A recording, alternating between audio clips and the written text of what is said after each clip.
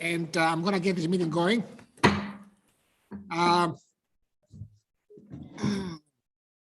And Chris, can you please? All right, let's start with a prayer. Heavenly Father God, we thank you for tonight. We thank you for this town. We thank you for this council. We pray, God, wisdom for our leaders tonight. God, we pray for clear direction. We pray, God, for business to get done as needed.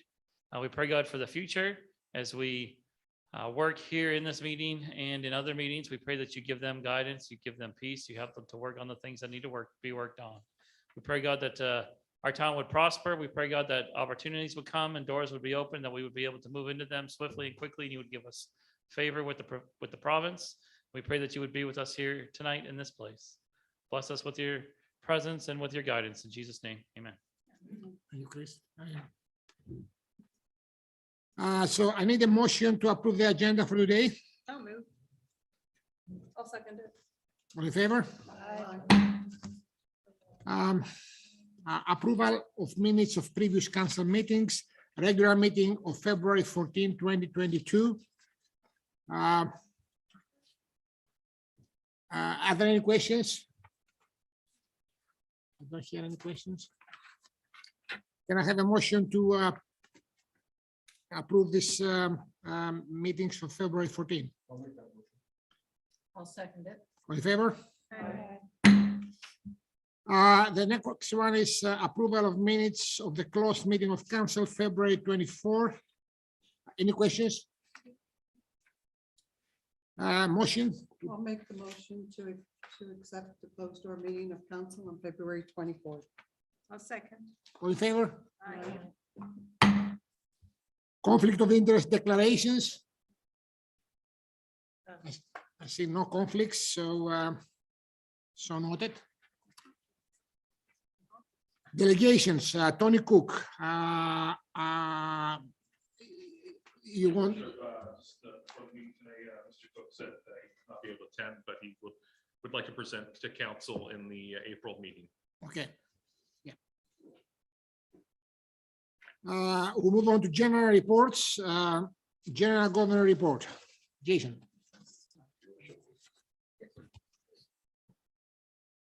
General government report for the month of February, March. So the lower bridge sewage line installation work, we're still kind of waiting to go ahead from DTI. This has been going back and forth for some time. So we have the engineering drawings and we've submitted them to DTI. DTI has come back with another couple of questions on the load of the bridge. So this is the same scaffolding company that would have done work on the bridge just last year or so. And now they're questioning whether the scaffolding can, the bridge can support the scaffolding. So we'd like to get this moving along as soon as possible, but again, we need the go ahead, the green light from DTI to get this moving. So again, we've gone back to the engineer to answer some of the questions. Academic Place, we did some repairs on the ceiling. We were just looking at that tonight. May have to get just another coat of paint on that at least. And we'll be monitoring the roof for any further leaks. Capital projects, we're nearly finalized the capital estimates on various projects for the town for 2020. Paving costs are volatile due to the changing cost of petroleum. I think everyone can understand the cost of gas is changing all the time, so that does affect paving cost. Dangerous unsightly premises. We do have one file that is receiving a permit for demolition actually this week. So that file will be closed. Canal Beach, the permits have been issued for the septic field and tenders were issued for 2 of the 3 project areas. And talking to two of those contractors today, they hope to start work this over the next couple of weeks. So we're still targeting for a June opening date for the renovations of Canal Beach. Walking trail, public tender for all the trail construction has been posted and is receiving interest. We fielded a number of calls from contractors asking about the trail. Day Adventure Center, we will be holding a March 23rd open site or open door view of the Day of Interest Center. So any interested parties that would like to use a building certainly should contact the town hall. That's March 23rd from 1 to 2 p.m. Annual financial audit. We are now working on the financial audit for 2021. Town debt as part of the financial work for the move to local government reform. The town's debt overview is 1.85 million for 2023 onward, and the bulk of that debt is 1.18 million of the new water tower. The new water tower will extend debt repayment until 2046. The majority of the debt is going to fall off pretty much at 2025, so we're very good with debt. The goodie, it's a groundwater under the direct influence study. It's actually on agenda for tonight. We've been having discussions with the province on that. Road repair and site work, as weather provides, we're repairing potholes, as well as some site work on properties, town-owned development properties, doing some ground leveling on exit 52 site and drainage work at the Brunswick property as well. Bylaws, so we are working with the planners for the municipal draft of the municipal plan. We're still awaiting a developer to update his proposal for the apartment building multi-unit development off Brunswick Street. Hope to have something there soon. Mayor and staff have been working with CHCO on developing some promotional videos for the town. Hope to have those finalized soon as well. Hillcrest repair work was completed. I think outlined here in some of the reports tonight. This was the dip at the Hillcrest subdivision. There was a service line servicing a house that was eroded and leaking. We're going to complete that work in the spring to replace the full service line to that house, at least to get it across the road. Community garden, the evening of March the 23rd. Next week, the town will host a community gardening meeting. Anyone that's interested in having a plot this year, let's contact the town hall. The gazebo, the Main Street Park. The town is seeking quotes on reshingling the roof of the gazebo. We've received some quotes just under $4,000. A number of residents' complaints, most of them are relating to snow plowing. Snow does have to go somewhere, unfortunately. Does go up against, whether it's trees or when it gets off the road, causes some concerns. And then it makes potholes, which are another complaint that we get. So the crew has been keeping ahead of that for the most part. And the road area in the entrance to the grocery store, actually had a talk just today with Daniel LeBlanc on just his concern with that. So that is actually on the list of capital projects that we're going to look at, doing some renovations there. Yeah, that's it for local government. Thank you. Question, please. Start from you. I do have a question around the ground leveling at exit 52. So I noticed that there's a lot of fill that was put in there. I don't, and maybe I'm just mistaken, but I don't recall us having a very large budget to do that. Like, where are the funds coming from to put that amount of work on that particular site? Yep. So we've got a number of budget lines. One is road work. There's also site development budgets that we have. The fill that was brought in there was actually fill that we had in storage at the lagoon. So we had a bunch of fill there that was it was rough fill. So that was mostly brought over there. And there was a lot of fill that was there, just mostly required. The excavator is going to be the majority of the cost. So what is the budget for that again? We have $15,000 in pretty much road work. And site work. Yeah, site work, exactly. Yeah. Okay. So that particular one, how much would it be? How much overall will it be? We're thinking around $2,000 for just use of an excavator per time. Yeah. And the truck, you would need a truck, right? Truck to haul. Yeah, Yeah. we've done some hauling. Yeah. Other questions? That's good. Quick questions. How much gonna spend extra for that scaffolding and the negotiation with the DDI? I don't have a number at this point. I mean, it's, to re-engage the engineer to do additional questioning. I'm sure there's going to be a cost. I'm going to be contacting him tomorrow to see what that actually looks like. So if it's just something simple as providing data that he already has, and just didn't put on the drawings, that may be one thing, but to actually go in and does it require a load study, a full study of the bridge? That may start to get into a few $1,000s for sure. More expensive, actually can get very expensive. Could, exactly. And again, that's why, my remarks, I said that, it's the same company that did the work to the lower bridge. They would have done a load study at that time for scaffolding. Yes. So, we're not talking about that. Have they much done later. it? Have they done that study before? I don't know, DTI. I mean, they may have, but they have not provided anything to us. It's their bridge. So, Okay, my second question is, we're expecting the letter of Mount Pleasant from the province, right? for the municipal designated highway, Yes. we should, yeah, we've looked at it. And I think previous years we've had a response from the minister first week of March. So we're pretty much there now. So we should be getting something this week or next week. It Okay. is, yeah. And I just noticed about the quotes for the canal beach have changed a bit. Do you have a fixed price, or I mean, we are working with $300,000 budget. Yeah, we're working 360,000 Yes. for the budget. So, you know, they have changed a bit, that's for sure.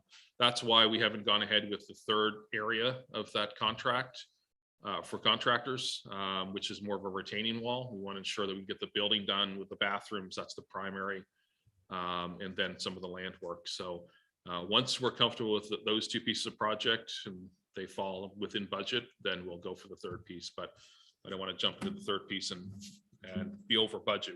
There's no opportunity to be over budget on this. This is it's all funded 100% by the provincial gas tax fund for that LSD. We certainly don't want to have to go over budget. Okay.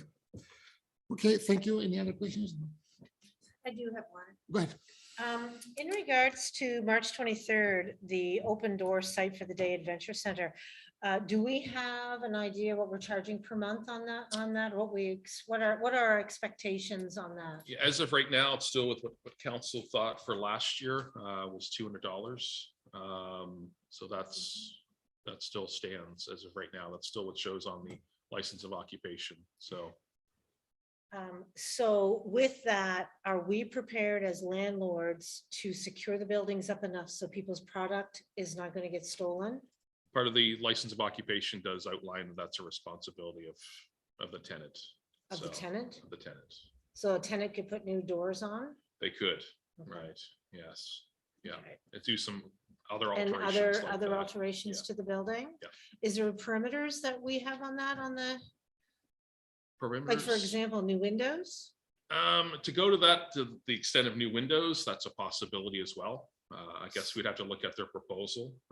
Everyone that's interested, we're asking them to submit a proposal, and part of that proposal would be to sort of outline what renovations they want to do. Okay.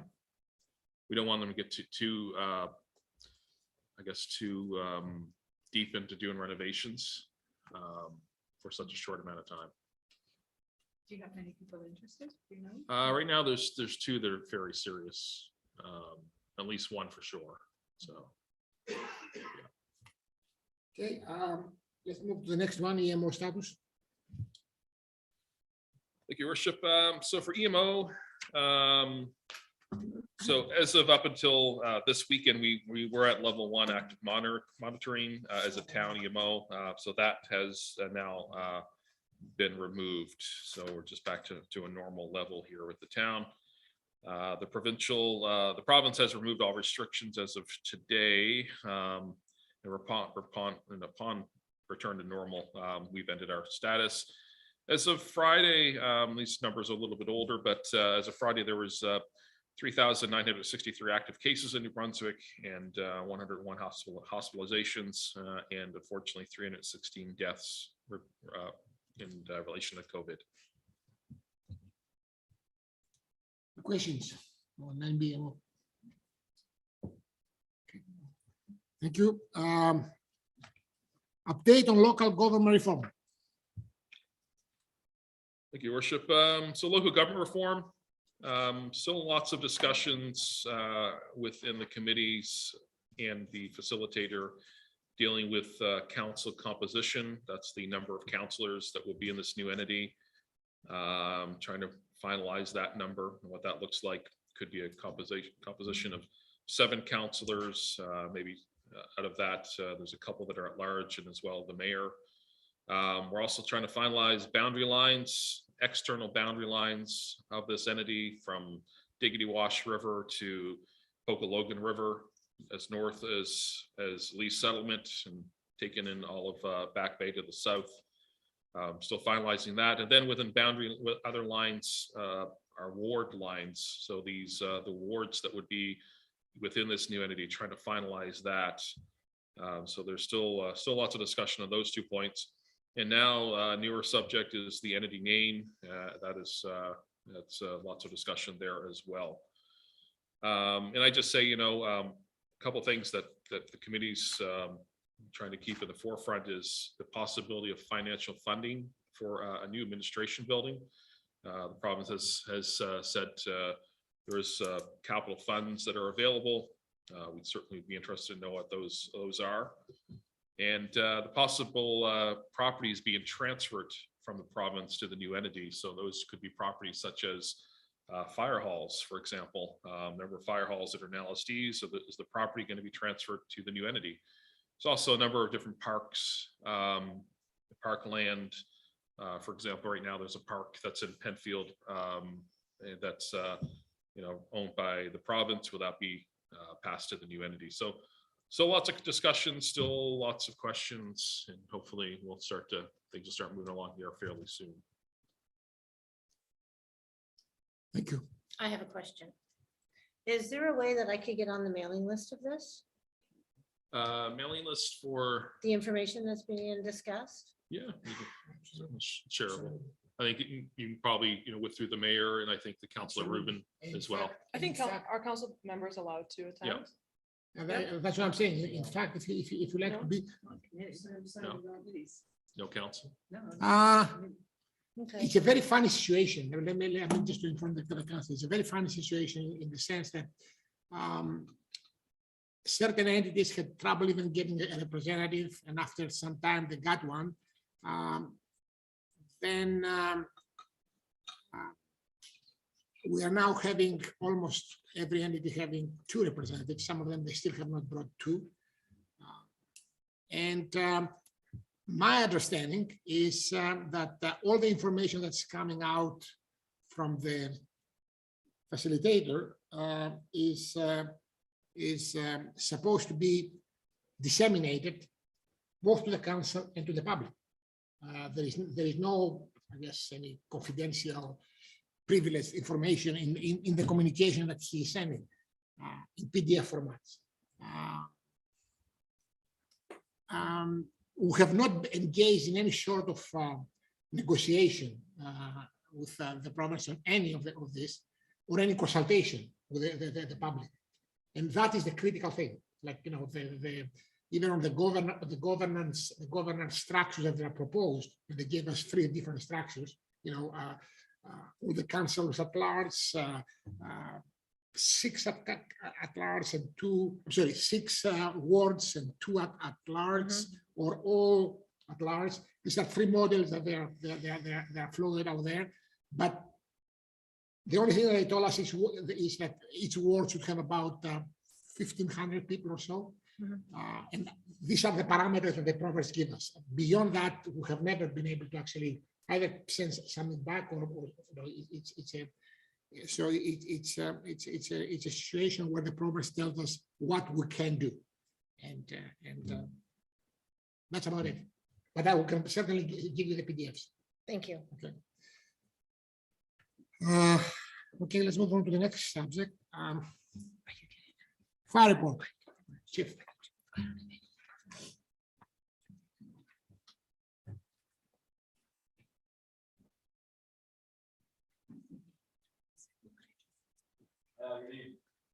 Thank you for having me. Slide back a little bit. For the month of February, as compared to the month of January, it was a little slower. We had 5 incidents. Nothing too major. One of those both of those structure fires happened on the same evening, and the fire that we talked about last month, they're reflected here in this report. So nothing that we haven't already talked about, I guess. Training, a lot going on in training. We're always this time of year. We're continuing with firefighter 1 on Tuesdays and Thursday evenings. St. George and Bonnie River Fire Department did the TMR regional fire dispatch training for our new radio system that went into effect on March 1st. So we've had one emergency since we went over onto that system. The guys are still getting used to it. There's a lot to think about, switching channels and things like that we didn't have to do before. So we're gonna spend some time working on that in-house so that everybody's clear on what they're supposed to do. I'll talk a little bit more about that as we go along. I'm going to a meeting tomorrow in Fredericton with the Fire Service Training Advisory Committee. I sit on that committee. We discuss training issues for the whole province. We finally got the 3-pagers that I ordered in August or September. We finally got those. But we've had other ones crash since then. So that's the cycle, right? Bunker gear. Typically, we get 3 to 4 sets per year. I would say 3 is going to be adequate, and we might even be able to get away with 2, but I've got to look into that. It just depends on the year. And we've got 1 new person this year that needs some for sure. We'll look into that. Hopefully, we'll be able to keep that number down because we can obviously use those dollars for other things that I've mentioned. The SCBA cylinders. So we bought a bunch of air packs. Well, it's getting on 15 years ago now. And at that time, we got cylinders with them. The air packs are good for 20 years. Sometimes you can stretch them a little bit longer with upgrades if you retrofit them and upgrade them. But the cylinders themselves, 15 years and they're done. So as I've listed, we've got a few this year, a few more next year, and a bunch more after that. At the better part of $2,000 a piece, they can burn up my whole budget just on those cylinders. Not to mention air packs are $15,000 a piece, and we're going to be looking at those at some point. We did have a grant for 1, but as I mentioned in here, when it comes to air packs, every seat in the truck has to have an air pack in order to meet the standard. The 4 apparatus that we run have 15 seats. We do not have 15 air packs. And of the 12 or 13 that we have, some of them are getting close to timing out. So we'll have to look at that a little bit deeper and see where we are, but perhaps some of these cylinders could be taken care of in a capital purchase. If we had to buy some air packs or something like that down the road, we could lump some of these cylinders in with it, but we'll have to look at it a little bit further. We have no plans to make a capital purchase of air packs for this year. So the 4, I believe, that expire this year, those will have to be replaced and soon. We'll talk more about air packs and cylinders as we go along, I guess. I'll get you more information. Laptop, I still don't have a laptop. I It's, thought you got a whole new one. Yeah. well, I did, but that lasted about a week, and that was months ago now. Oh, They said they were going to replace it, but I don't have it. So that was, I don't know, 7 weeks ago. So anyways, Bottom line, it hasn't been replaced the yet. bottom line, it hasn't been replaced yet.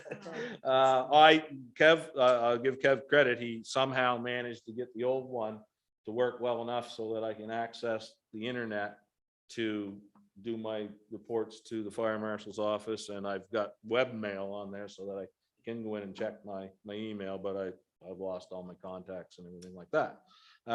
And I have as I mentioned in here, I have an old one from a past life that I revived that has Microsoft Word and Microsoft Excel, very old versions that I'm able to do your report and my payroll with. So I'm managing, but not very well. It will come. I have faith it will come. Switch over from St. Stephen dispatch, as I mentioned, occurred on March 1st. As I mentioned earlier, we're adjusting to the intricacies of operating within that new system.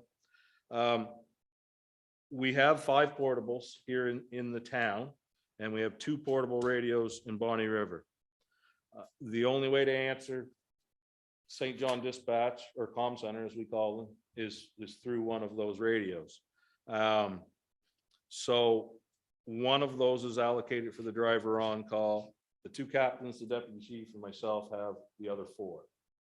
The deputy chief's not in town right now. I don't know where the 2 captains are. They might be, they might not be. They could be gone to get groceries in St. Stephen. Who knows? There could be 1, there could be 3 in town right now.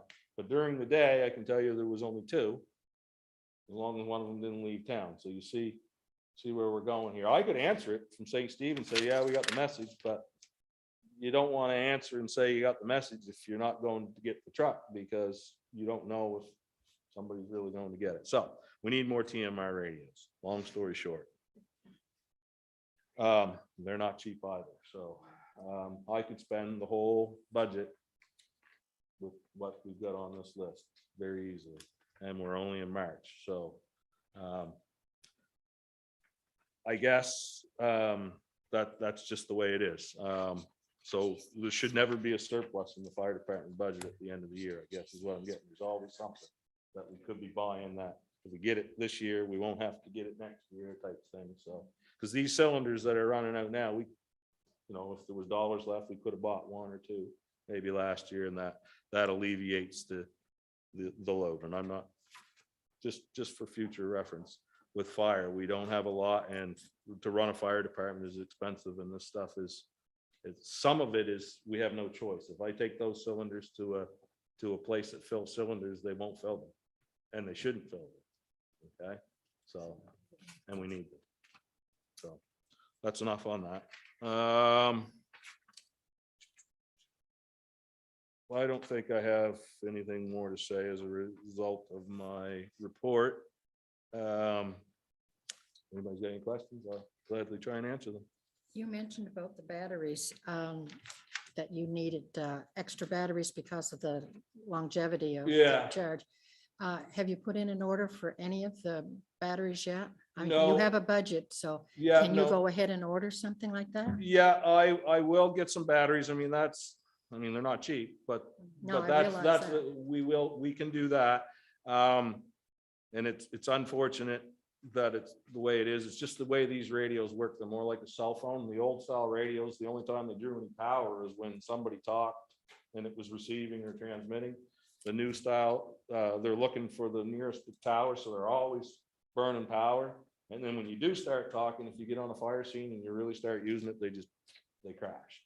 So how So- many did you say you thought you needed or would need? Well, I would need at least 1 for each portable, and we've got 7 portables right now. And so, what's the average cost of each battery? they're $150, somewhere around there. give or So take, do you have the budget right now that you could go out and get? Oh, yeah, 7 or 8 of those? absolutely, absolutely. I can get some batteries and things like that, but I don't know. If we're I know gonna you be- don't wanna I don't know if spend- we're gonna be able to do all of these things. No, I know you don't want to That's the spend problem. all your Yeah, budget, right. but if you could even get, say, Yeah. 5 Yeah. of the 8 batteries or Yeah, 4 of and- the 8. and I'll look at, because it depends on the user, whether they're gonna have it turned on or just have it with them. The driver on call, obviously, on the weekend, he's gonna have to have a battery with him, because last week it was our first weekend on call, and the driver called me at 3 o'clock in the afternoon, and he said, my radio just died. What do I do? Well, you're dead in the water until you get it home and get it in the charger. So I went on call, right? To cover for him until he could get home and get it charged up. Well, if he happened to be working or something like that, then you know, you might not be able to get there, so. Could It's, any, it's a pain in the arse, because now they're gonna have to lug a battery with them in their car or something, and they're gonna get lost, or they're gonna, but it is what it is. I know you're really busy, like my favorite expression, busier than a one-armed paper hanger, but is there somebody in the administration, in the office that could help you get quotes on these batteries or order them for you? Well, a lot of time they do. They do all the ordering. I don't do any ordering. Getting the quotes, not a big deal. It's just coming to an agreement that this is what we need and that's what we're gonna do, and they're good that way. Okay, But- no, I was just curious because it sounds like that's a pretty vital thing. You got to have batteries. Yeah, we need batteries, and we'll make that work. But yeah. I have, three questions. The two are very short-lived, but the other one is a bit more complex. The first one is, the cylinders cannot be recertified. They do. We recertify them every 5 years until they're 15 years old, and then they're gone. So 15 years, then 15 years in. you cannot pressure test them. Nope, we're Okay, done. I did not know that. The old steel cylinders, you could. Oh, they're not sealed. The Okay, steel, these are carbon fiber cylinders. okay, I got you. The I got you. steel I got cylinders, you. like the dye tanks and stuff like Yeah, that, you yeah. can You can, yeah. extend the life further. Okay, the second thing is, are we ready for grass fires this year? Oh, we're ready. You're ready. It'll be here real soon. I know, that's why. Actually, we've already had one. That's why I'm asking. We ignored it. Okay, I'm going to my last question, which is a bit more complicated. Government reform. In the new entity 53, there is Bonny River, Penfield, Back Bay, Blacks Harbor, us. Have you started engaging with the other fire chiefs about what that means? Because one of the areas where potentially there can be benefits from an amalgamation is services that each one of us has, and potentially you can find some savings in there. Mhm. Have you started having any discussions with them, like sit down on a table around and see? Yeah, there's 3 chiefs that run those 5 stations that you're talking about. And we've had discussions. We had planned to get together to have more formal discussions, and then COVID got in the way. It's gone through a lot of the families here in town. So we're just getting back around to it. We have some ideas, of course, but I mean, it's tricky. The reason for which I'm saying that is that within a few months, Mhm, very soon, we'll start having budgets, mhm, planning a budget for we are supposed to actually design the budget of the community. mhm. And at least if you can get together and think if there are any ways that essentially the 5 departments or the 3 chiefs can find any common things and save, Mhm. now is the time, because from what I understand, that is one of the areas where potentially people can try to see where we can actually get some savings. There are opportunities there. I don't know whether you will be able to see that in the first year. I highly doubt it. It's going to take time to form leadership, both within the fire service and the municipal part of it, or the management of it, and build those relationships where the independent entities are going to realize that their budgets are not their budgets anymore, and it's one pool. And there are efficiencies like cylinders and things like that. You know, perhaps instead of each fire department having to have 40, you know, and you've got 3 departments, instead of having 120, we probably do with 60 combined. But then you have to have an apparatus that's dedicated to bring them to where they are. Okay, so that you may have a truck that's sitting in Back Bay that's got 30 cylinders on it, but if there's a fire in Blacks Harbor, that truck is going to have to go to Blacks Harbor to bring the cylinders to it. These things, I mean, we can't even get the name figured out and stuff like that. We got all kinds of things we got to figure out before we can get that far into the weeds to figure those things out, and that's going to take a few years. But absolutely, there are efficiencies. The same with buying bunker gear. Like we have to keep a certain amount of spare stuff kicking around in case you get a new member, or I go out tonight and rip the arm off, I've got to have something put back on, so we have to keep a certain amount of that. Well, that certain amount could be shared between the 3 departments, so instead of me having to have 8 spare sets, and Blacks has got 8 spare sets, and Back Bay's got 6 spare sets, well, you know, if we had 10 or 12 spare sets between us, kept in a central location that we could go and draw from, then that's a little bit less bunker gear that you've got sitting on the shelf. And the same with boots and helmets, gloves, and all of those things. But you know, that we won't get that resolved between now and budget time. I can assure you that. But it can happen over time. Any other questions? The cylinders. So you're saying 3 are gonna be expiring soon, or 4? I think it was 4? You have 6. Let me see. 4 done in 2022, 7 in 2023, and 8 in 2024. So there are, and that's from an old inventory. I've got to look. I know that those are the dates on them. We've got some other ones that are floating around, but So you actually need 4. I as soon as actually need to possible. spend $10,000 on cylinders right away. Well, if There's you- half the budget now. I realize that, but you need those equipment to have the fire trucks up and going. so- Yeah, now the other ones, like I said, if we were gonna buy some air packs, Mhm. you could buy them in a capital purchase. I don't know. We haven't got to look at the air packs, but I know that we've got at least one that is hopefully being replaced. But there are others that probably aren't far behind, and whether they'll come due before this or not, I'm not sure. But I do have a question, actually. Mhm. Is it unethical, or is it uncommon to have a fundraiser for our fire department for some of these high purchases? no, it's not. So it unheard is of. something we could do? Or maybe not we could do, but. Um, it can be done. It can be done. It's- That's it's- really my It's done in question. other communities. You have to have a good way to raise money. I mean, St. Stephen does a bucket sit. They put a guy in a yeah. bucket Okay, for yeah. 3 days, and they often raise, $15,000 or $16,000. But the firefighters tend to choose what they want to spend that on, and typically it's not required equipment. And that's the way the firefighters think. The firefighters would tend to take that money and buy something. What would we never get if we waited for the town to buy us that we could use? Sometimes that becomes like an ATV, or in the past, we've bought a motor for the boat. We've bought things like, we wouldn't have that boat if it wasn't for money that the firefighters raised. We have to have PPE. This is part of our PPE, and typically the firefighters look at the government or the body that we work for. You got to provide us at least a PPE, right?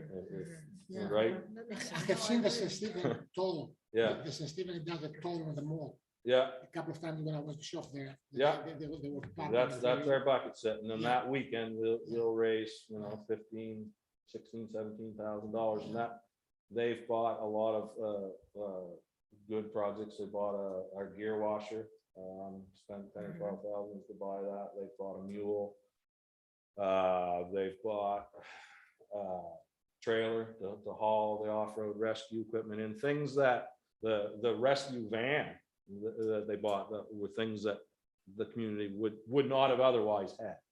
Whereas air packs, we kind of, same with our boots and coats and helmets and the trucks. Mhm. We kind of rely on the town. That's your responsibility. You do that. We'll see what we can do for extras.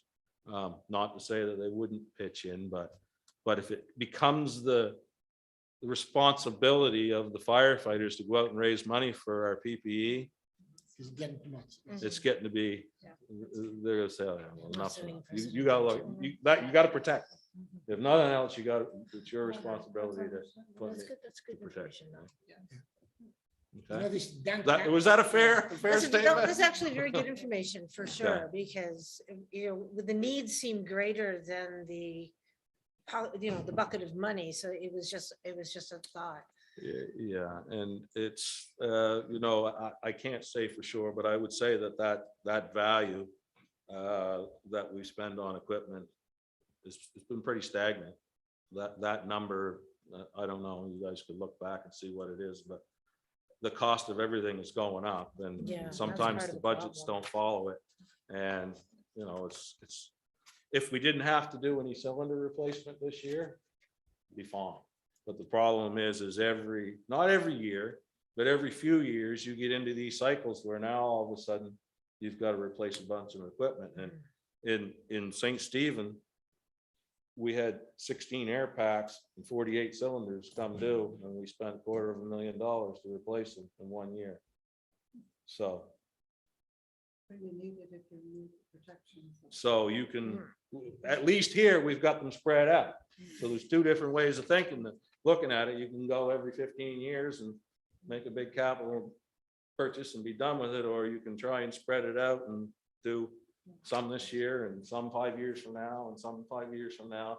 That you're gonna spend the same money in the long run, but how do you want to do it? You want to break it up in smaller chunks or bite the bullet every 15 years? Okay, thank you, Chief. You're welcome.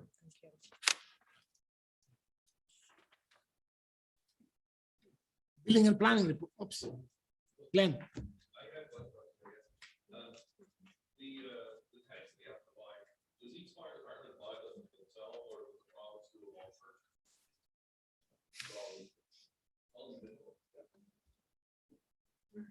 Is there a way that the town can go to the province and get the province to buy 1,000 of these tanks and sell them, there's probably a huge discount for a bulk purchase. Anyway, Yeah. We do it with some things, we've never been able to do it with the cylinders. Or, there are some things. it should be able to be done. No, it's not your job. Building and planning report. That's part of what we talked about earlier, those 5 fire departments eventually should be both purchasing. And maybe we can lump with a couple other entities for this, and that's why 3 times. No, Glenn's idea is great. I mean, the province itself has a much more buying power if they know how many to buy and they make like a 1,000-cylinder purchase. That can certainly be more than buying 3 or 5 or. Probably get a 25, Yeah. 25% discount to go buy that. When we buy those, we tap in the province. The province every year puts out a bid or looks for a hose company, and we can tap into that. So we get bulk pricing if we're buying hose. There are some things you can do. Just at this point, cylinders isn't one of those because the province. We buy the hose through a DNR contract. DNR doesn't use cylinders, I guess is the best way I could. Okay, building and planning.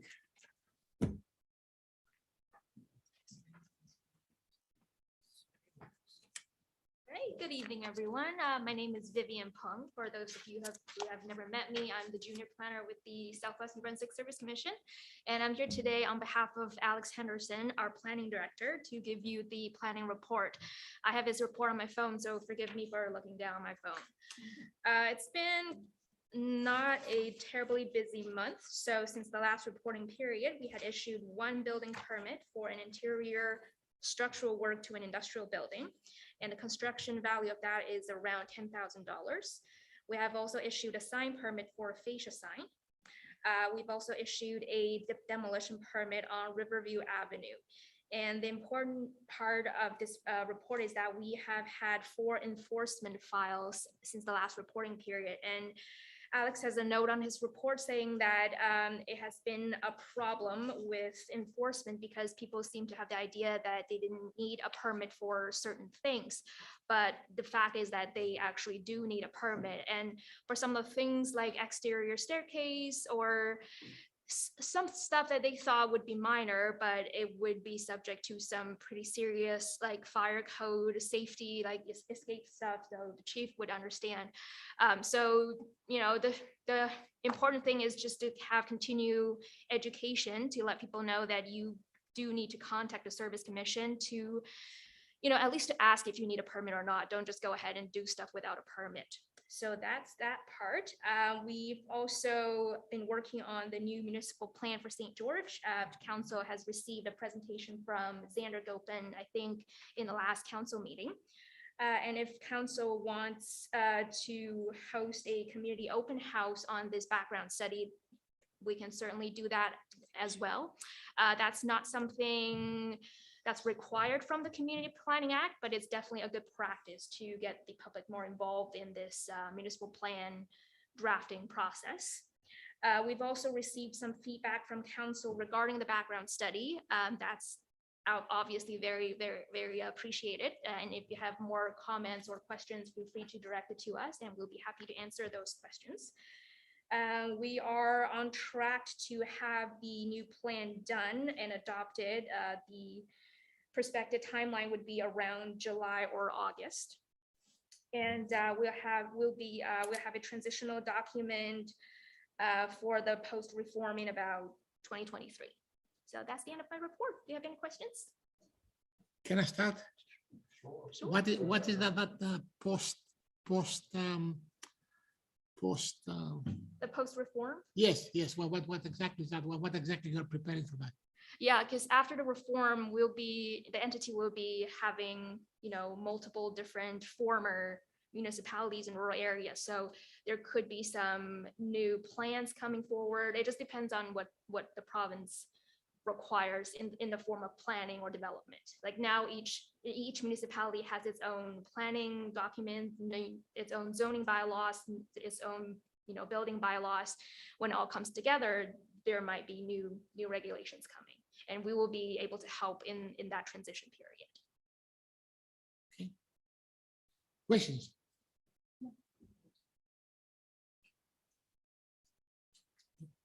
Thank you very much. No problem.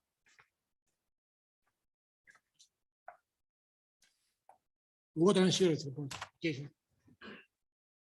Your Worship, water and wastewater report for the month of February. Average daily water consumption in February was 320,000 imperial gallons for a total of 8,456,200 imperial gallons.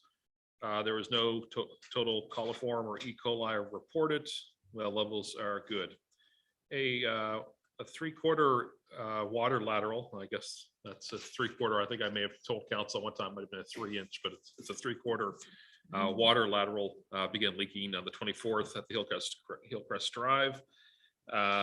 This line was about 9 feet deep and had a hole in the side of the copper line. The line should be replaced in the near future, as these usually move along the line once they've had a leak. We had the line exposed for quite some time, so we didn't dare to keep the road closed any longer. The ground was saturated with water, so the digging was sloppy and dangerous. We installed a stainless steel repair clamp and buried it. Testing was carried out. No boil order was issued. Final report on the water tower should be available soon from the builder. The manufacturer reviewed the video taken last fall and have found no concerns with the walls of the tower. The next concern will be replace the sacrificial anodes at the bottom of the tank and the next steps in replacing them. This will mean shutting down the water tower, replacing the anodes, and cleaning and sanitizing the tank to return it to service. Town is being offered by the province to take part in early groundwater GUI study with 4 or 5 wells. These studies will be mandatory in the future. There's a chart just on the testing for the month of February. That's the wastewater report by Leonard Lee. Questions? Do you have a time frame when we're gonna have to dig the Hillcrest Street back up again? No time frame, but we'd want to do that probably late spring. Want to certainly pave it when all the rest of the paving's going on in town. So but we'll certainly keep everyone in mind, because we'll have to do much the same that we did last time, shut down one portion of the road. And sure, Yeah, we don't want to get them upset up there, do we? no, sure that there's an alternative out. So yeah. How long do you have to shut the tower down? Is that a matter of hours or It'll days? it'll definitely be for most of the day. It takes a while to fill that tower Does that back up. mean we don't have any water all day, or does that? We'll start just with there'll be no reservoir. So it could affect some pressure. but it'll be a straight flow through system, no reservoir.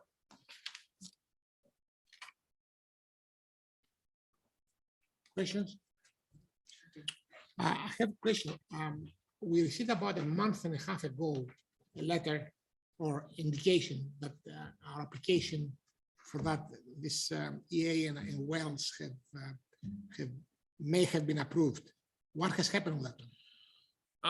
So we did put an application in for a new production well relating to the industrial park expansion, as well as preliminary work with a new third lagoon, all relating to the industrial park expansion. So I contacted the province last week to see, we did seem to have some indication from the province that was approved, but it was approved on their side.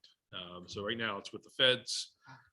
They've had some different questions that we've answered. So again, it's back with the feds, questions relating to things such as environmental impact assessments and Aboriginal consultation that we'll have to do. So those have all been answered. So again, we're just waiting for the feds to approve the project 100% and start the preliminary work. And tell us how much they're going to give us. Exactly. See what the I guess the coverages and the town portion would be.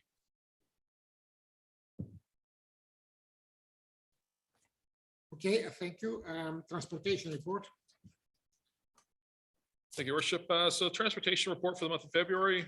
February was a busy month for plowing and salting. The salt consumption totaled 231.4 tons and 61.82 tons of sand. Vehicle maintenance included new tires for the 1 ton, as well as a tailpipe for the 3 ton. Cutting edges were changed on most of the vehicles, including the backhoe snow and utility buckets. The conveyor chain was replaced on the 3 ton and a new exhaust manifold was replaced on the 1 ton. As well, the backup alarm was replaced on the 1 ton. Potholes are being filled as required. We are using a new product, which is supposed to be a permanent solution. And the garbage cans, the few that were out have been continually dumped weekly. Christmas lights and banners were taken down at the first of the month. Ice was scraped from the South Street, where foundation drains were installed directly onto the sidewalk. So yeah, so we had some ice on the sidewalks. We are presently getting asphalt pricing for 6 areas for the 2022 season. Orientation was carried out for our newest casuals who is plowing with the 2 ton. We've recently submitted a video of the crew and snow clearing operations for the union to use in its next TV commercial segment. Transportation report from Leonard Lee.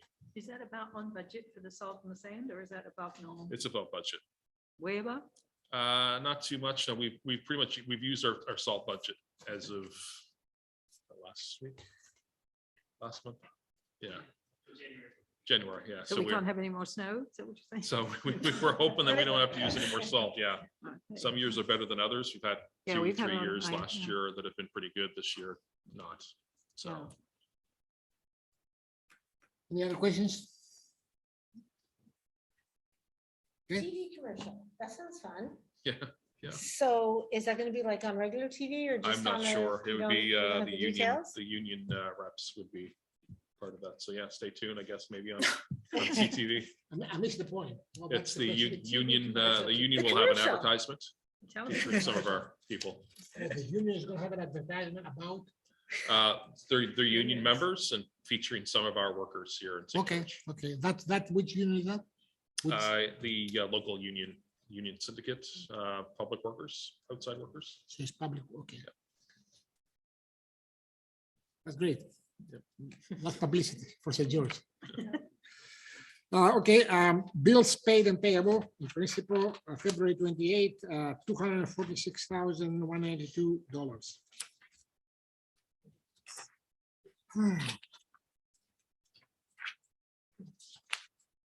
Give you 1 minute to see what questions you have.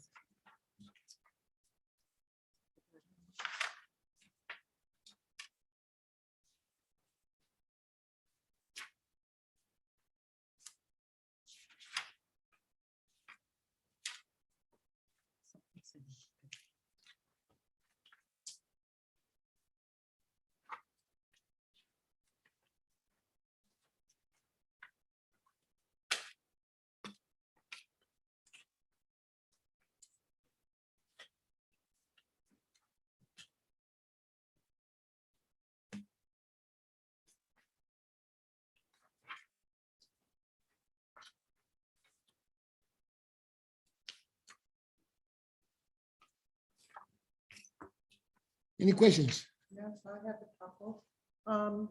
On page 1 of page 3, what is number, the last 3 numbers, 6630, Amazon shop supplies? What was that for? Amazon shops. 3. Amazon, it was 42. I Is know that the it one was- where Amazon is 42.54? No, it's the one for 3124. I know it's not a lot, but at one of our council meetings, I had suggested that we stop purchasing stuff from Amazon and try to buy it local. So what shop supply did they have to get from Amazon that they couldn't get local? Metal bead line. Huh? It's a metal bead line, like on the end of paper machines. So they couldn't get that local? Okay. And then there was Amazon again, library barcode scanner. I mean, the library needs it, that's fine. But why are we keep purchasing stuff from Amazon when I asked for us to start shopping local? Because that was, I know it's not much, 42.54, but we might have been able to get it local and help our businesses here. So why did we have to purchase it through Amazon? That's my Where question. would we, I guess a barcode scanner is not something we would buy local. So certain items, like, if they're auto parts or something, anything we can get at a hardware store, we typically will, but when they're electronics, like for example, we bought some audio cables offline as well. So things like seen that, that. that we can't really get local. You could go to St. John or Fredericton or Moncton than Amazon. Like we've got to And some of those start, sellers are on Amazon as well.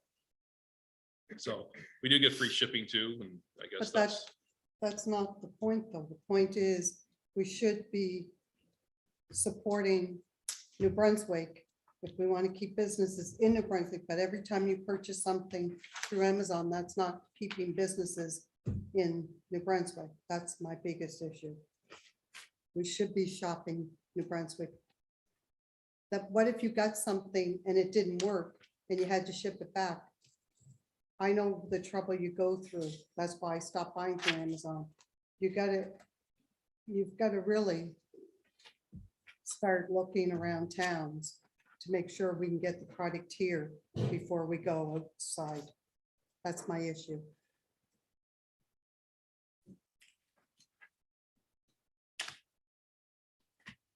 Okay, another third question, third line item. Brenda? No. Okay, let's start from that side. On page 1 of 5, we have the Grand Cooper Electric, 3,066.42. It says streetlight repairs. And of course, some of it is for the well number 4. That's streetlight repairs. Is that just a basic maintenance or was that part of Those the were, accident? They're for the clamshells of the Main Street poles that we have. Mhm. So we looked at trying to get those from a company in St. John that we were able to get through the electrician's distributor. We were able to get it for half price. So that he bought them. We paid what he paid for them. Okay, so the clamshell was damaged? Yes, well, typically they will get damaged each year with plowing or salt. I think those ones were stock. We usually try to keep a couple in stock. Sorry, what's a clamshell? It's on the base of the. Yeah, those the poles on Main Street come apart. There's a steel pole, but the bottom part, the decorative piece is a clamshell, goes together. And then as we move down, we see Vance's Garage and they use tires for vehicle number 2. Is that part of its inspection or is there something happened to the tires? No, yeah, just wear, just general wear. We inspect every month our vehicles, Oh, I see, okay. just for safety. So usually within those, that's how we know that we got something wrong.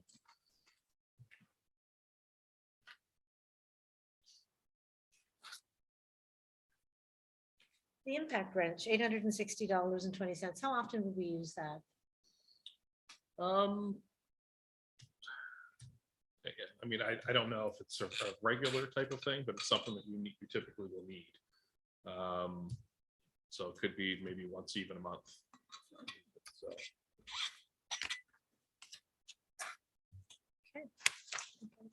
Any other question? Okay, I need a motion for approving the bills and payable for $246,192.52. I still believe. All in favor? New business. Jason, I had the comments on municipal plan. I understand there were some comments already sent and communicated to the Service Commission. What you had to add there, Jason? I guess, just for council, if there's any other comments that the council would like to add, we're certainly in that mode at this point. I think that, though it's maybe not a requirement to have a sort of a public hearing or a public open house on it, I think that's probably something we could certainly arrange. So, it's perhaps something that if council wishes, we could arrange something like that for the month of April. Just have an open house to see if there's any other further input. You would normally do that with most bylaws anyways. So, I guess if it's council's wishes to have an open house, we can certainly do that. I understand that we're gonna have another hearing anyways, right? We would, yes, with the zoning amendments. Yeah, so potentially you can combine them. We can. Yeah. Yeah. So, yeah.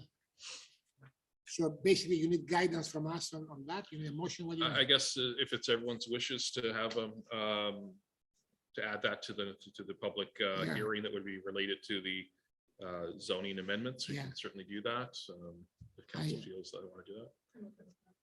So we'll have a motion in a second. I would make Yeah. a motion to have an open house for the municipal Yeah. plan background. I'll second that. Seconded, and all in favor? So we're looking at April, you're saying? What we'll do is we'll add it with the public hearing. I think once we do the public hearing for the amendments, and that will probably be we're in March. So it would be before the third and final reading. So it'd be April, yes. Yeah. Okay. Well-filled groundwater under the direct influence study, Woody study. Jason. So as mentioned, in the water and wastewater reports, this is basically a groundwater under the direct influence study. So a GUDI. This is being I guess, started by the province. This is going to be a requirement for all potable water certification. So part of a certification that all the wells will have to go through is this study every 10 years. It's going to focus on the impacts of groundwater on wells. We've never had any of these studies done. And sort of because we have a number of wells here in St. George, and discussions that we've had on potential another production well, this is when this was added into conversation. So right now there is ETF funding that will give us up to about 75% for this study now.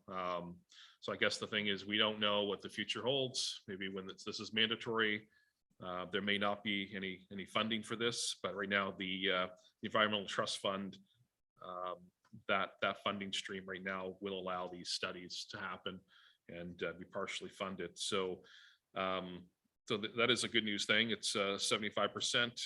Remaining costs will be associated with water engineering, water study from the 2022 budget. And I think as of right now, so yeah, as of right now, it's going to be, I think there was,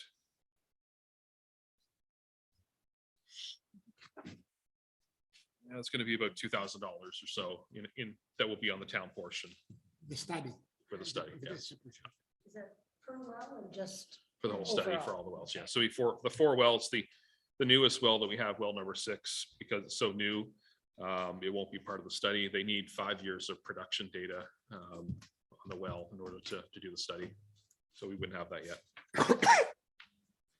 So I can understand, this study, does it venture into the aquifer characteristic, size, capacity, or is like what exactly we are getting for this $10,000 that we spent. It will look at, I guess, the topograph of the well area and any type of influence from storm drains, like sewage, I shouldn't say sewage, like any road water that would come into the wells.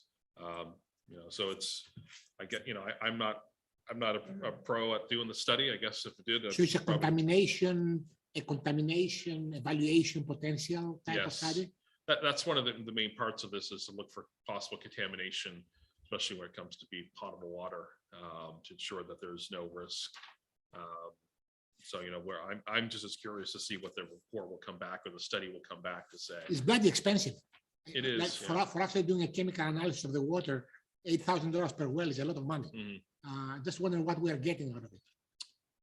I can certainly give you more details. I don't have the full, what we're gonna actually get from the study. I can certainly provide that. Can I ask you, all the municipalities do that, or No, this is something new. Something new, but this will be a requirement for municipal water. have you talked to, say, St. Andrews and Stephen, St. John? No, I mean, I guess besides telling them that, hey, there's a goodie, I don't think it's my place to talk to the municipality and say you're gonna be required to do some of these studies in the future and maybe get on it now.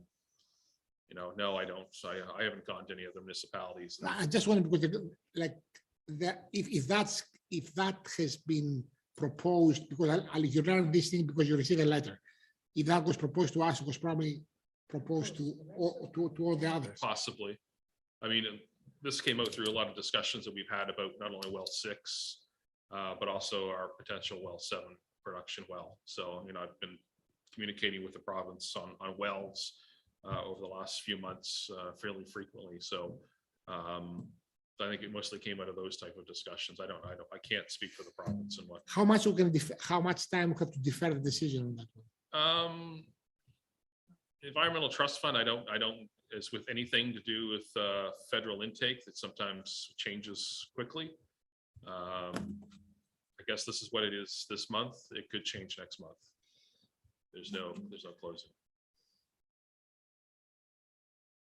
I don't have any question or any proposal. I don't think you have any proposal or question about it.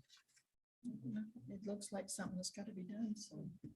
I'm not sure about that. That is what I'm trying to find out. I mean, that's a question that I It says asked. it will become mandatory in the coming 1 to 2 years. Yeah, that's what I'm saying. So we don't have to actually, yeah. So we can certainly table this to April. I can then reach out. to You the can do some province research. You can do and some gather additional more research. information. Yeah. Yeah. I think But that's is fair. there a deadline for the funding? No. There is. I mean, it is now, I guess. Yeah. We are in the month of March. Yeah. I guess I can't speak on when federal intake changes. That could change at any time. And then, I guess at that point, we'll then say, we won't do it. We'll wait till it's mandatory and then see what happens then. I mean, I guess if we missed it, I'm not overly concerned with it. When, they do force new testing, a lot of times there is funding that becomes available. Not every municipality has the ability to, Like we can start with Black's Harbor, right? To learn what's going on there. Yeah. Just to actually Yeah. calibrate ourselves with what other municipalities are doing. right, yeah. So okay. So if we have to apply for the funding and the funding date is coming up, should we? I've apply already even- applied for it. You've already yeah, applied for it? Just to Okay. sort of beat us to the punch. Right. That way So that- there, we'll at least know if we got funding. for it. Exactly. Yeah, I don't want to lose any time. Yeah. So, So based on the report, it's $13,000 for the 4 wells. Yep. And well number 6, our newest well is exempt for this run, right? Yep. But at 75%, when I do my calculations, it comes out to about $3,200 per well, rather than just the 2,000. So that does add up a little bit. what's the 75% of, 75% of 13,000 is 9,750. it leaves us 3. That leaves you 3,250 is what leaves us to pay. Mm-hmm.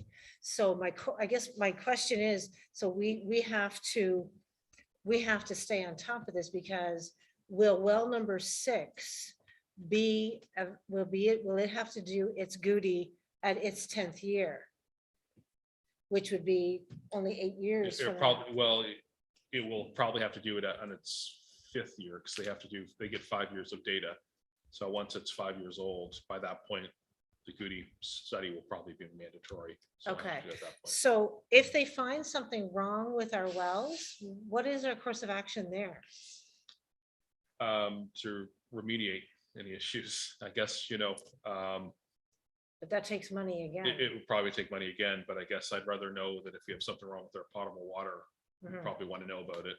Yeah, I guess where this is a sort of a newer program and for the requirements of the study, then I'm sure there's gonna be a lot of eyes that are in on this now, right? Mhm. So,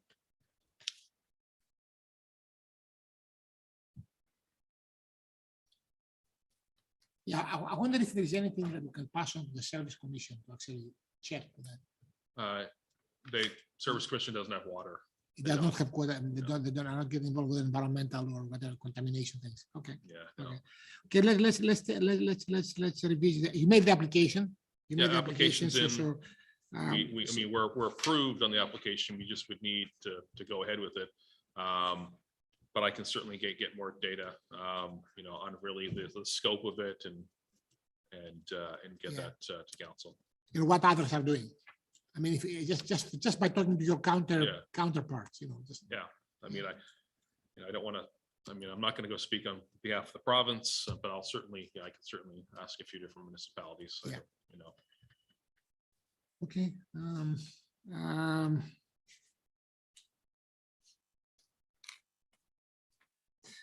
I'll move to the 9C, introduction and resolution of council on first reading by title only. Bylaw 25B, 2202, an amendment to zoning bylaw 25B.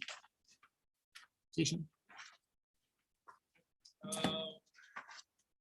So this is an amendment to the zoning bylaw. So there was just, council's been provided a planning report, which Vivian can speak on.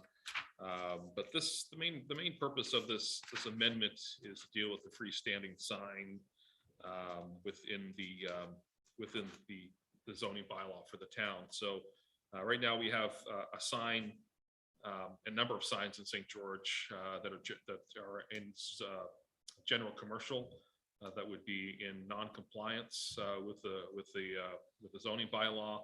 They're over 5 meters. So this amendment would bring them into compliance. For example, well, I'm not going to get to 2 examples of where some of those are, but we do have right now, off the top of my head, there's 3 of those signs that are in general commercial that would exceed what's legal conforming, I guess. So Vivian, if you want to add some more data to that. Sure, yeah. If council wants, I can certainly quickly walk you through this specific proposal to give you some information to help you consider this file. Essentially, we got an application from the Irving gas station to alter their existing freestanding sign. And it just so happens that that sign is non-conforming. So like Jason just mentioned, the property is in C3 general commercial zone, and that zone does not allow a freestanding sign. So the sign is just there, not conforming to the bylaw. And based on what's required by the zoning bylaw, it says it's fine for it to just be there as non-conforming. But once you want to move it, once you want to alter it or do something to it, it has to be brought up to standard. And that's why they need a text amendment to do that. And in this proposed text amendment, it essentially has 3 parts. The first part is to add C3 in the freestanding section so that, you can have a freestanding sign in the C3 section. And the second part of the amendment is essentially increasing the dimensional requirements a little bit, like Jason said, just to make sure that this sign, once it's altered, it's still conforming to the requirements in the bylaw. And the third part of this amendment is technically a little like administrative amendment. It has nothing to do with the Irving proposal. It's just like a typo that we found in that section. And, since we're already working in this section, we could just address it, at the same time. So this is essentially what's encompassed in this application. And staff is aware that this whole freestanding sign section needs some housekeeping work as well. But we are only focusing on what this urban sign application will be subject to at this moment. If council want, we can address this whole section as a separate item. But since we are already working on the new municipal plan, a new zoning bylaw, we could do that in that process as well. So, that's happening very soon. There's no necessity to make this whole flip up of this section right now. We can just wait till the zoning bylaw revision. So that's essentially Is it. there any specific proposal right now where they want to actually change that sign next month?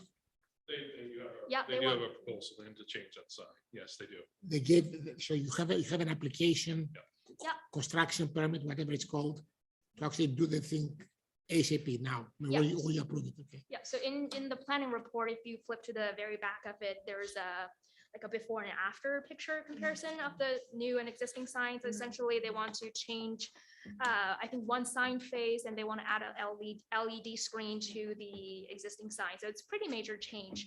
And it's also part of their national branding of the Circle K convenience. So it's, it's happening all over Canada. It's not just this specific store. Looks like it's gonna be easier for them to change the price of gas and it goes up and down every week. Yeah, it'd be easier. Punch it- It will be a punch it in on the screen. Yeah, digital. Yeah, exactly. It'll be more visible too. My only concern, which I had already communicated to Jason, is that when we do this change, it's nice to know how many signs are in non-compliance right now. And which other properties which are not a C3 may be affected as grandfathered or whatever you want to call it. Obviously, you have to actually deal with the application for the construction. Can you deal with the application for the construction permit without changing the bylaw? No, unfortunately. So, like I said, this property is zoned C3, and that zone just does not allow a freestanding sign. So there's no way we can do a variance or, other ways to allow it to happen. It's just not allowed based on what the zoning bylaw is saying right now. So it has to go through a text amendment, at least to allow a freestanding sign in the C3 zone first. Okay. And there are a couple of other freestanding signs in C3 zones in this town. So this amendment will not only help this property, it will also help some other existing non-conforming signs in town.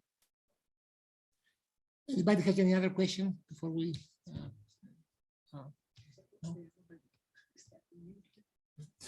Okay, I'd like to have a motion about on the first reading. That's first reading, right? First reading. Yeah. So it's just that just a resolution on the first reading, just by the title only. Yeah. For 25B-2202. I have a motion.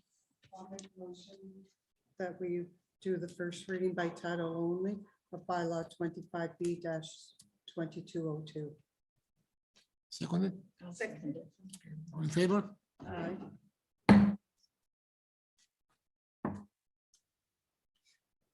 Item 9D on the agenda. Resolution of council on second reading in its entirety of bylaw 25B 2202 and amendment of zoning bylaw 25B. Jason. Yes, Your Worship. So this is the, by its entirety of second reading. So it'd be enacted the council of the town of St. George as follows, section 9.3.1, 0.2.1 is amended to read: freestanding or directory signs are permitted in the L1 light industrial, institutional, and C3 general commercial zones, provided that no sign exceeds a maximum height of 8 meters. B, no sign exceeds a maximum size of 6 meters in the sign area per sign facing for the single business property, and 10 meters in the sign area per sign face of the multiple business property.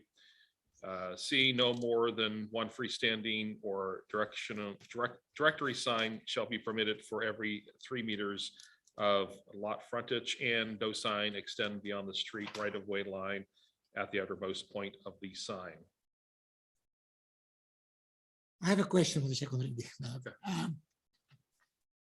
You're talking about some extreme heights here, like 30 feet, 10 meters, 10 meters. Where these numbers are coming from? Like, should be, does everyone wants to put a 10-meter sign somewhere? No, I mean, it's 8 meters, it'd be exceeding of the height, right? Yeah, 8 meters. so it can be up to 8 meters. It'd be up to 8 meters. Yeah, so 8 meters is 26 feet. 26.3 feet. 26.3 feet. Yes, so is the application for the construction any That's- comparable to that? We have 8-meter signs in general. Oh, we commercial do? right now. We do, okay, that's enough. That's why that, Okay, thank you. that's why we Thank picked you. that. Thank you. So anything highway commercial would be 10 meters. So they're permitted 10 meters. So general commercial would be 8. Okay, thank you. So can I have a motion for, any questions, first of all? I'll make the motion that we do the second reading in its entirety for bylaw 25B-202 in the amendments of zoning bylaw 25B. All in favor? All business, none. Correspondence. Letter from Sally and Billy Duncan. Your Worship, just with the district council, a letter from Mr. and Mrs. Duncan from Campbell Hill Road, just regards to speeding in town of St. George. I constantly agree with everything they say. Since I nearly get hit every day. when I walk.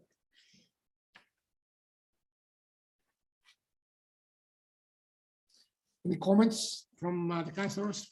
I agree with Mrs. Duncan. There is speeding through the whole town, and it is a big issue. We've discussed it, and I agree with them.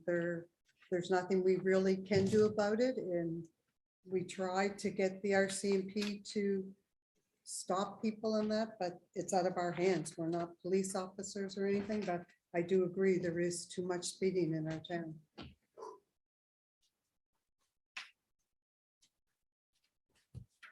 Let me start from that side.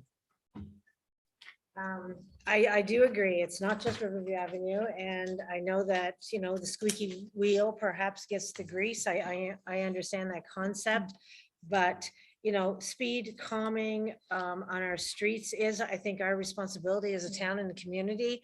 And this is not going to go away, whether we just accept the fact that the RCMP may not be doing what we think they should be doing. There are some things that we can do as a community, and we should reconsider some of those in the future. Thank you. Oh, yeah, I just want to add something. So like in the municipal plan, it actually mentions the fact that speeding is a problem in our community. And I think the Duncans are, like, they point out something that's pretty much the obvious. There's a problem with speeding in our town. I would just like to say though, I think like having one speed radar is better than having nothing. And I remember Councillor Armstrong had mentioned that, and also David Armstrong had mentioned the fact that these can be used to like mitigate incidents of speeding. So that's just my comments, but I appreciate the purview, of course. Deputy Mayor? Indulge me from it. We've all been shocked and saddened by what's happening in Ukraine, and already nearly 3 million people have fled their homes with nothing more than a suitcase.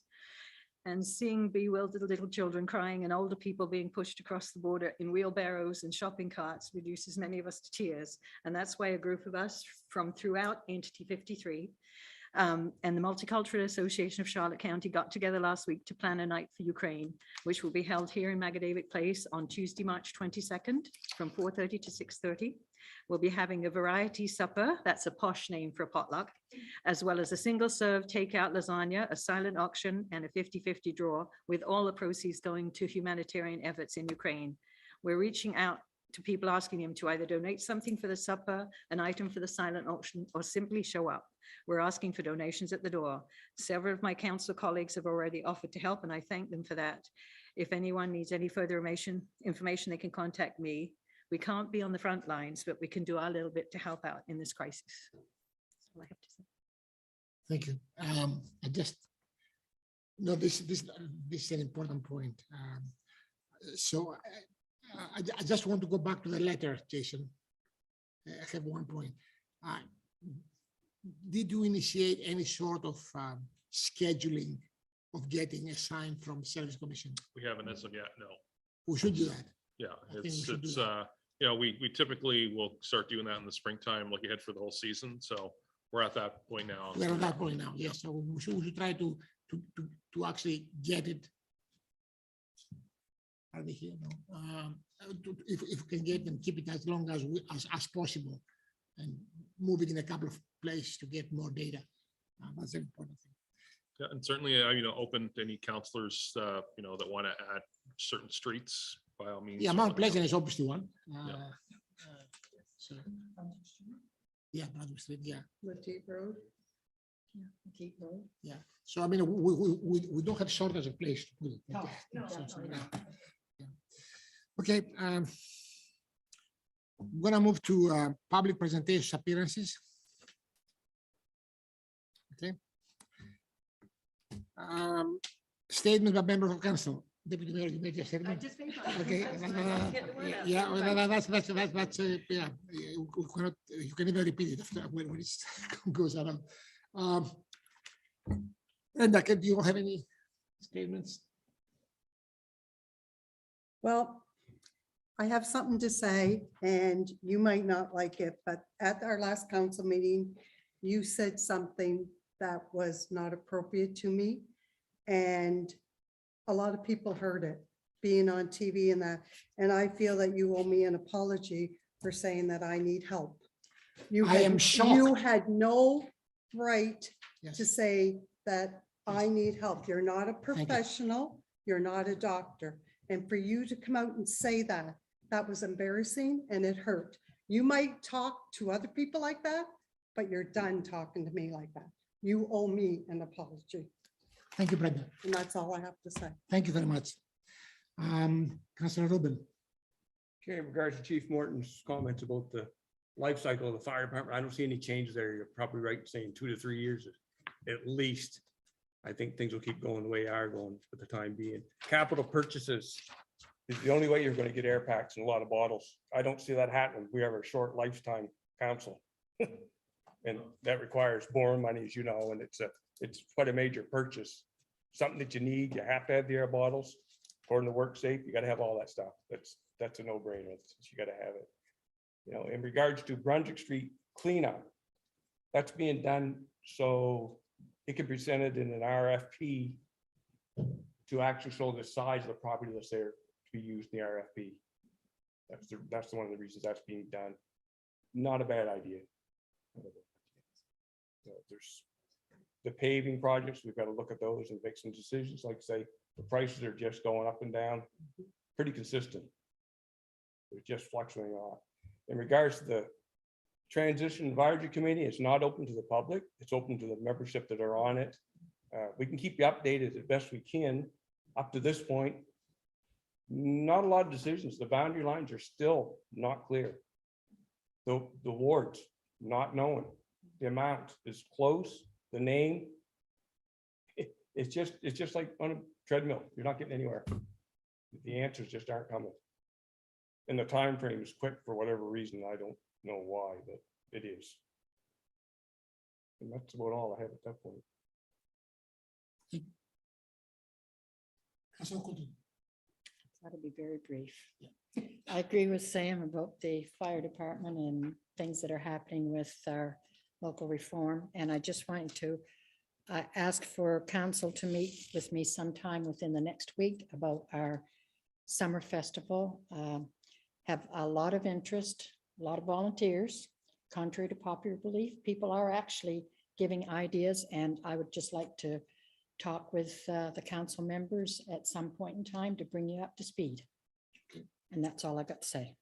So Jason can help us with scheduling.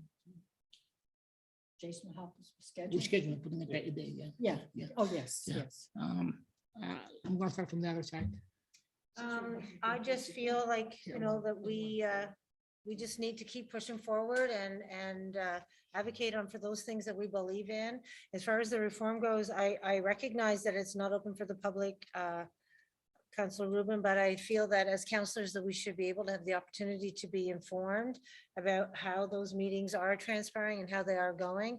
And I personally have not received very much information and feel that I need to. Well, I just feel whatever there is, I'd like to see it.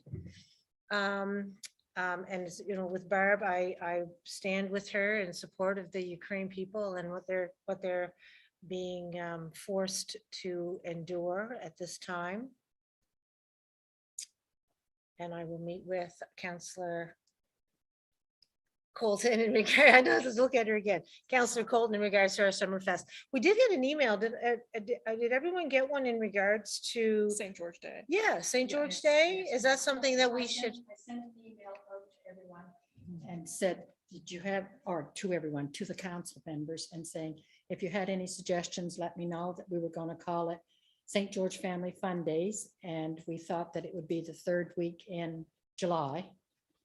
And from there, I had asked if anybody had any suggestions or whatever, or I think I'm sorry to Counselor, I interrupt, think but Counselor I don't Armstrong's think that's what referring. she's- Yeah. You're I- talking- Sorry, I think what you were talking about, Councillor Armstrong, was about the St. George days that are happening in April. Is that Yes. the one you're Oh, talking about? Yes, that's the one I'm Okay. talking about. I just got the Okay. email this evening, yes. Yeah, And- and Mr. Holmes. Yes, Yes. and just, I guess I wasn't quite familiar on what that was. And is that something that we would entertain in terms of, is there something we need to do for that? A flag up? St. Yeah. George's flag up. Okay. Okay. Sorry, I didn't see that email yet. My Yeah. computer is having a sleeping session. Thank you. Well, you okay? Yeah, so this is also related to Summerfest or St. George Family Fun Day. So in the last council meeting, I asked the council to consider giving a portion of the funds that would typically be allocated for the festival and giving it to the St. George Elementary School playground. And I'm going to ask council to consider this again. I know last summer our festivities was last minute. And I believe we did that for about 10,000, if I correct, like above, maybe just like slightly above 10,000. And our budget is 20,000. So I think it's reasonable and worthwhile for us to donate a portion of it to something meaningful and as a long-term investment. With the amalgamation, there are a lot of questions and we don't know what kind of like representation we're going to get. So this is a clear area that needs some tender love. So I think that's something that we should consider. And they're allowed for what? The playground. The playground needs some. Oh, okay. Yeah. Thank you. And I jumped the gun, so sorry. You told me all about the no, summer. it's, I yeah, thought they were it's- coming. yeah, I yes, I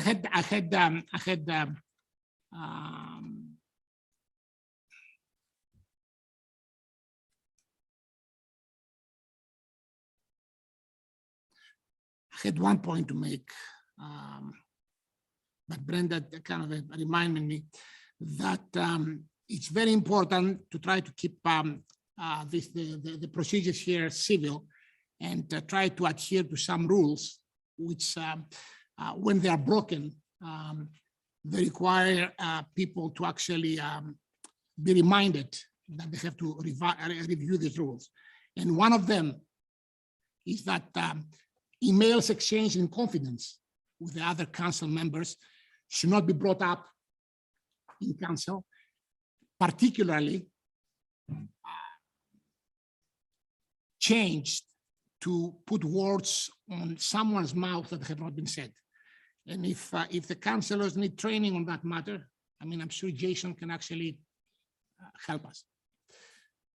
The second thing I want to bring up is the issue of amalgamation. I had a brief interview today with the local paper, Telegraph Journal, about how we are proceeding. And I just want to reiterate what has been already said, that the idea that we are engaging in this exercise and negotiating with the province is inaccurate. We are there, and we are continuously lectured about what we can and what we cannot do. And to put it in a very crude language, it's a case of actually choosing beans on a square plate or beans on a round plate, but we're gonna have beans. The issue of the name is very controversial. A lot of people around the table suggested that we use the same name that the deputy mayor has used in her yellow thing. Yeah. Apparently this has been shot out so far. I don't know if they're gonna have a change of mind. But anyways, we are proceeding with the discussions about that. So I just want to actually, because I'm getting people saying that we don't inform them about the negotiations that are going on and our positions, and why we don't consult. And so far there is no consultation. There is more getting informed about what are the options that we must adhere to. And hopefully in the next, I guess, month or so, we may have a bit more that we can share. And when we are in a position to do that, we certainly will do. And that's all that I have to say for today.